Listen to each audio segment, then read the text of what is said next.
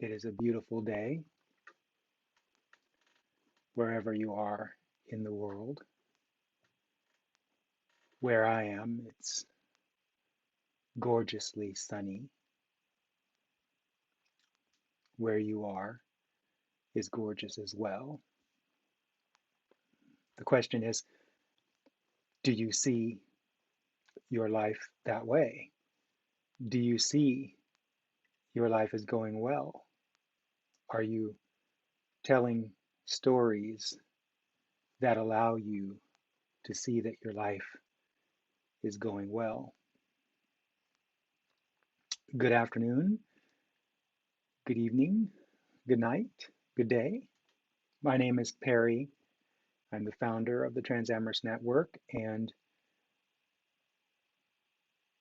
today I want to talk about something that happened this week with a client that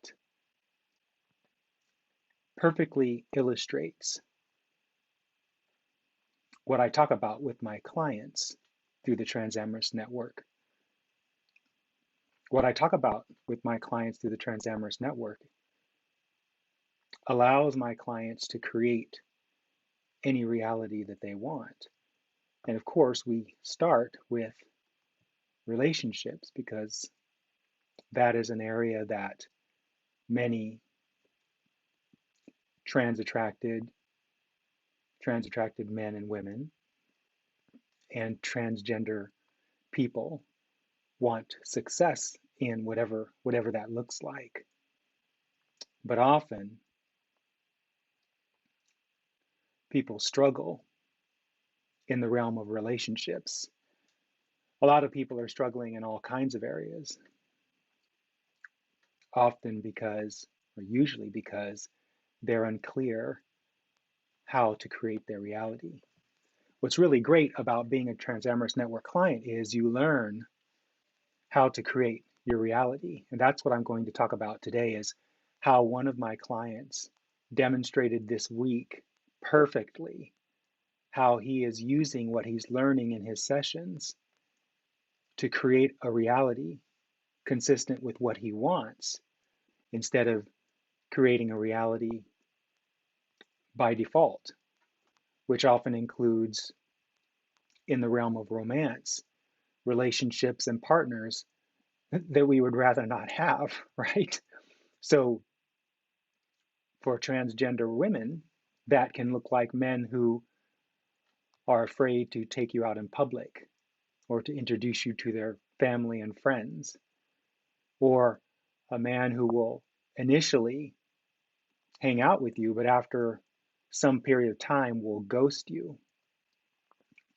For trans attracted men in the realm of relationships, it could look like having no relationship because one is so afraid of who they are authentically that they cannot express their authentic selves clearly enough to get a relationship that matches who they're being. Instead, they create a relationship that matches who they're being, which is their inauthentic self, someone who is feeling shamed or embarrassed or worried about their trans attraction. Those emotions, shame, embarrassment, and worry, are telling the closeted, trans attracted, or transamorous man something really important.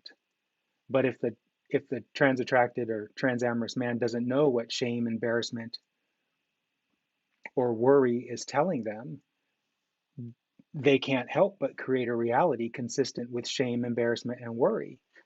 And so many trans attracted men, not so much transamorous men, because transamorous men are at a higher level than trans attracted men, but many trans attracted men are either not having relationships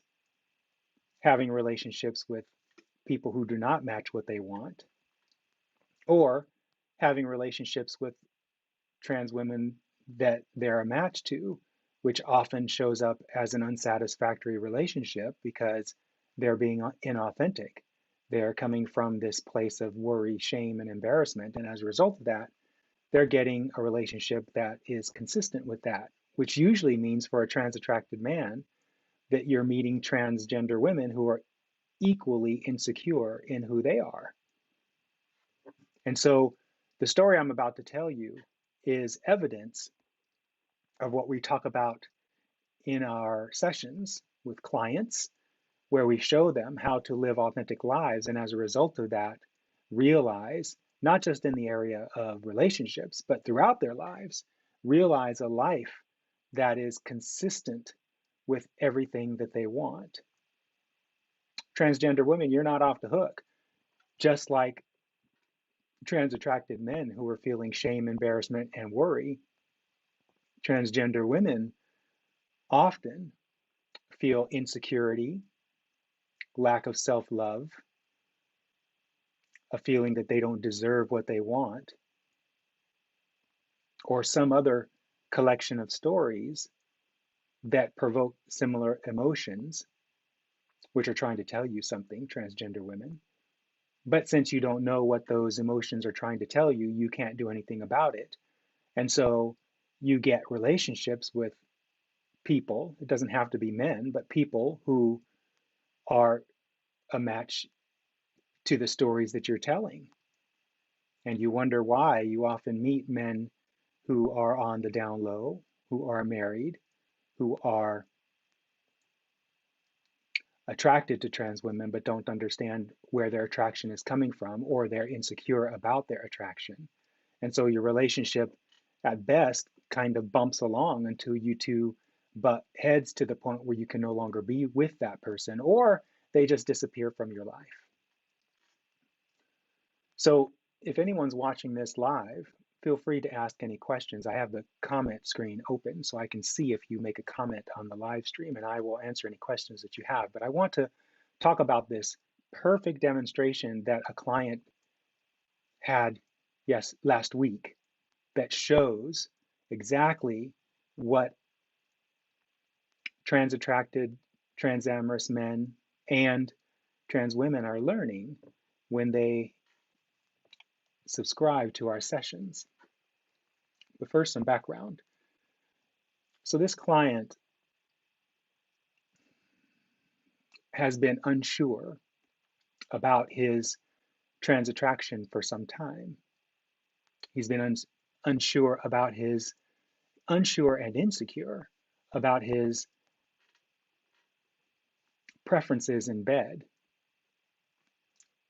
A lot of his insecurity comes from his his former early religious beliefs, which are now changing as he examines his stories and realizes who and what he really is.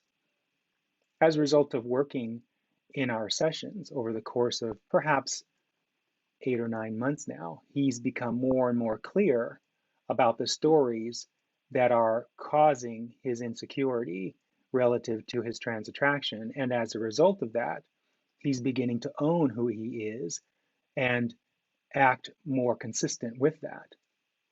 And so he's beginning to question the job he's in because it doesn't really suit who he is authentically.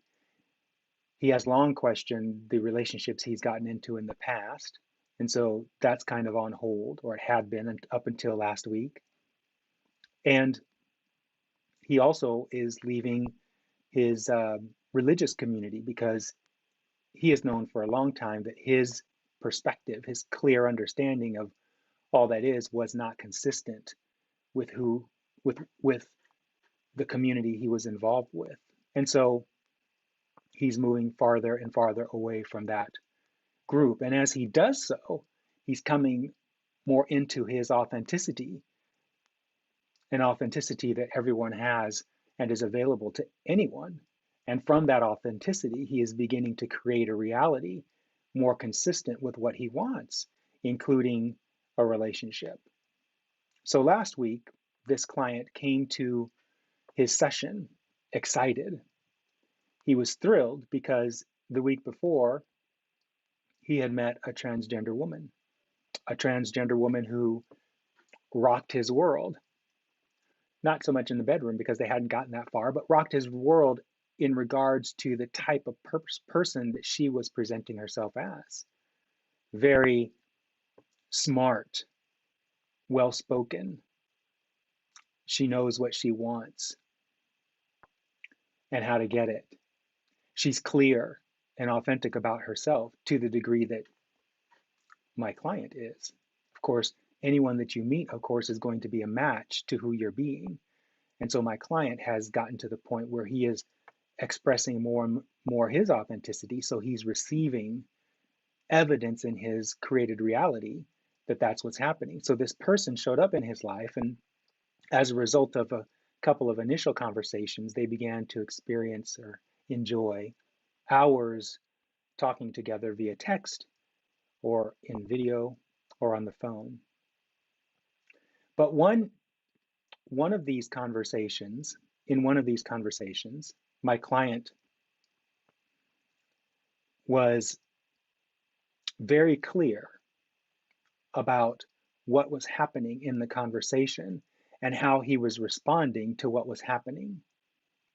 And in a minute, I'm going to share a text he sent me, which is such a beautiful text, a text that shows how much love and desire he has to be the authentic person that he wants to be so that he can have a relationship with someone who's a match to that instead of a match to his old beliefs, his old stories that have created a reality where he was connecting with people that he did not want to connect with.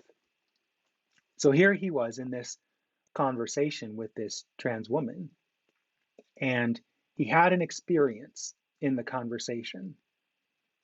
And in the conversation, that experience, I want to say triggered, but that's not the right word given the community we're in here. The LGBT community, LGBTQIA community has a specific definition for that word. So instead of using triggered, I'll say activated.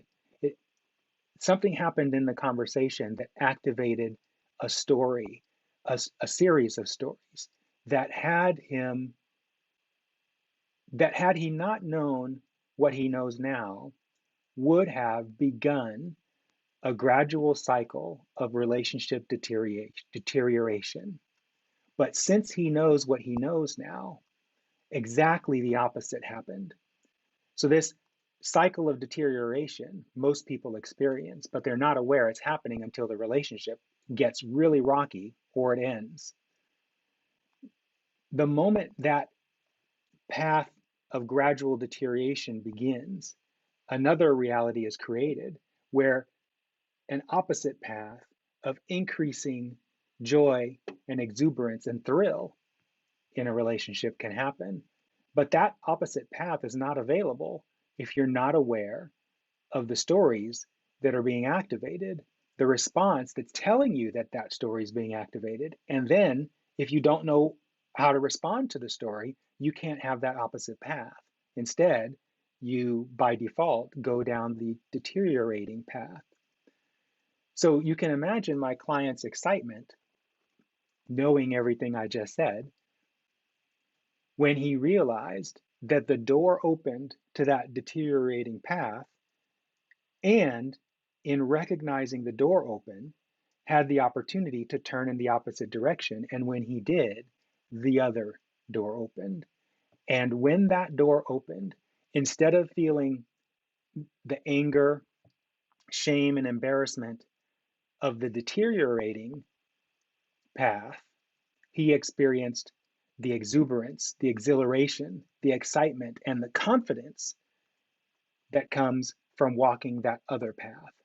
So now I'm going to share the text he sent me. So he had this experience, and walking in the other direction through the open door of the escalating path, he experienced all these extremely positive emotions. And it was out of that experience of those extremely positive emotions that he sent the following text message. So the text says, I'll skip all the preliminaries. He said, I had a good conversation with this person last night, but at the end of it, she was whispering and her voice got deeper a couple of times, and I hadn't heard that before. So I found slash felt myself contracting and pulling away. So a story in my client's experience had been activated, by him observing that this woman's voice began to deepen. Now, the fact that this trans woman's voice deepened doesn't mean anything, except perhaps that she was tired and wasn't able to modulate her voice as she usually does when she's not tired. And ordinarily, and you can see if you're reading that there's a video on the Transamorous Network YouTube channel here where we talk about, or maybe it's a blog post where we talk about, it's a letter on the blog where a man talks about going south emotionally when his girlfriend's voice sounds like a man. So here my client is, he his girlfriend's voice gets deeper and he finds himself contracting and pulling away. That behavior of contracting and pulling away is an indicator that something has been activated within my client that has caused my client to want to it's caused my client to move in a direction by default that if he did not stop the movement, he would end up in an unsatisfactory relationship. But because he knows what he knows, he was clear and recognized the contraction or the pulling away, and then checked in with himself to see what the story was. So he says, but then I remembered your story about the guy dating and was freaked out by his partner's 5 o'clock shadow facial hair. Oh, that's what it was. It was facial hair. That's right. And he says, my client says, this gave me a good opportunity to see what story I was telling myself. Now, this client's girlfriend's voice got deep, and it wasn't the deepness of the voice that was the story that got triggered. The story that got triggered for my client was, what does it say about me that I'm with a woman whose voice could be mistaken for a man's? That's what the story was. And out of that came the emotions that caused him to want to pull away or contract. But my client got this. And as the boss he is, he began in that moment to experience, to dive into that experience and find out what it really was he was having a reaction to. It wasn't the fact that the girl's voice got deep. What he was reacting to was the stories he has about himself and what it means for him to be with a trans woman, to be with a trans woman. So he says, I realized that I was still judging, shaming my desire for this unique and beautiful and complex creature. Obviously, that's the girl he's talking about. So I was able to, over the course of the last day, practice replacing that story through various positive thoughts. So this is something that we talk about in our client sessions, that by recognizing you have a negative story and then deliberately telling stories that soothe that negative story, you can create a new set of stories more consistent with what you're wanting. And then over time, as you stand in those stories, instead of the stories that generate negativity, shame, embarrassment, or worry, as a result of standing in the more positive stories, you begin to see evidence in your life of proof that the new stories you're telling are creating a reality consistent with them. And if you continue to tell those positive stories, not only will you see more and more evidence of your positive stories creating a reality consistent with them, but the old stories that you were telling lose their power. And thus you become a match to your new stories. And when you become a match to your new stories, your reality has to match that, which means, of course, your reality includes everyone you meet. So if your reality is matching your new stories, then doesn't that also mean that the people you're meeting also match your new stories? Of course. So if you're telling positive stories and you're feeling confident and encouraged and excited about the reality you are seeing, then you are going to be meeting people who are a match to that confidence, that excitement, and that positivity. So to go on, so he says, I almost at one point in the future, let's see, I almost at one point in the future allow her to not have to try so hard around me occasionally with her voice to practice this even further and to make her feel more accepted by me. So this is the mark of an emerging transamorous man. So notice what he's saying here. He's saying, I was once insecure about being with a trans woman, and one of the reasons why I was insecure was because sometimes trans women sound like men when they talk, and that makes me feel nervous about what people are thinking about me if I'm out in public with her. But now, because of the work he's done through the Transamorous Network, he has gotten to the point where he would like to be in an experience where he tells his transgender partner, hey, don't worry about having to modulate your voice. You can be who you are now, and I accept you. That is the hallmark, one of the characteristics of a transamorous man, as opposed to or contrasted with a trans attracted man or a chaser. So then he goes on to say, of course, he puts a little caveat in there and says, not just reframe, but like go all in with it in the future, though. So right now, he's acknowledging, and this is what we talk about in our sessions. He's acknowledging that he's not quite there yet, but at least he can see the open door which he can walk through. So he said, thanks so much for our talk yesterday. I told her a little about the things we talk about in general and our conversation yesterday specifically, and she was really interested. We decided to meet up in person this weekend, by the way. I'll keep you posted. Blessings, my friend. So, what is this? This is an example of a man who would have been described in the past as, by some trans women, as a chaser, someone who fetishizes trans women. But what's really going on for him is, or what has been really going on for him, is that he has been telling stories about his natural attraction that has him feel certain emotions that cause him to not want to be authentic. And through our work together, he is more and more accepting who he is. And as a result of that, telling more positive stories about who he is, and recognizing when his not so positive stories get activated by something he observes, doing something about that instead of letting that active story dictate, literally dictate, demand, force his behavior. And then not only recognizing and ceasing that automatic knee jerk reaction, but then doing something positive instead. And in the positive doing, recognizing a future opportunity where he is so comfortable with who he is that he's able to accept who she is as she is. That is what it means to be a transamorous man. That is the result we work with trans attracted men to produce.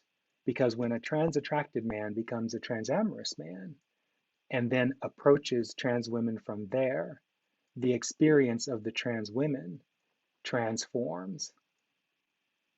In that transformation, not only do the men get what they want, but so do the trans women.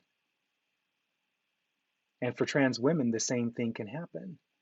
When trans women are willing to give up their bogus stories about men who are attracted to them, then they and embrace stories that are more conducive or a match with what they really want, which is love and acceptance and self-love and belonging and all the other things that stem from that, then they find men that are a match to that, which in turn transforms the experience of trans attracted men. This is the ultimate work of the Transamorous Network. And this is why I'm smiling right now, because it's so joyful participating alongside courageous men and trans women who are willing to do this world transformative work on themselves, and as a result of that, change the world. I know not every trans attracted man and transgender woman is going to come to the Transamorous Network and want to become a client. But for those who do, those men and women transform the world for the rest of you. It's a wonderful opportunity to be doing this with my clients. And I thank you for watching. If you're interested in finding out more about what we do, subscribe to this channel. Don't forget to hit the bell so that you are notified of new live streams or other videos that we post. We also have lots of totally free content on our blog at thetransamorousnetwork.com. We're also on Instagram and Facebook if you want to connect with us there. Make sure that you subscribe to the blog if you go there, because we publish a blog post every week. Thank you so much for watching. If you have any questions about what you heard, feel free to write a comment and I will answer every single one. Have a great Sunday. If it's not a great Sunday for you, just know that it can be. It's just a matter of adjusting your stories.